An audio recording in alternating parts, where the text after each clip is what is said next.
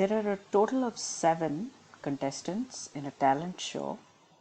3 finalists will be selected. How many different ways can this be done?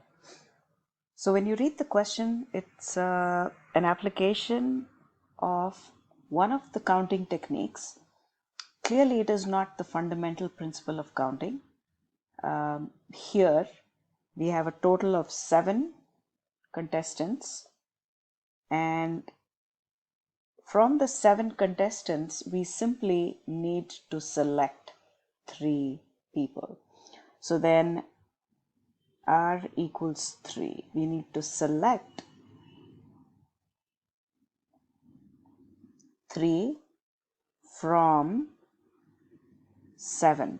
So the word select here refers to a combination. So that's C. So that is equal to 7 C 3. So simply selecting 3 from 7 is a combination, an application of combinations, and 7C3 will count the number of selections. How many different ways can 3 people be selected from 7?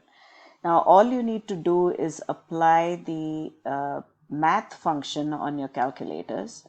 Please don't use the formula, it just takes forever. Use the math function on your calculators, and if you look at modules, you'll see calculator instructions, or if you watch any of my videos, class notes, I explain how this is done. So please make sure you're not using the formulas with the factorials. Just make sure you use the math function on your calculator. Simply enter 7 and then it'll go NCR 3 and then you hit enter and you get your answer.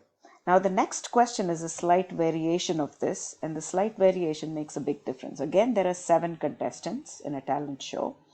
How many different ways can we select? It doesn't just say 3 finalists. It says specifically the first, the second, and the third prize winners. So here you're not simply selecting 3 random people from 7 and counting the number of ways in which we can do these selections.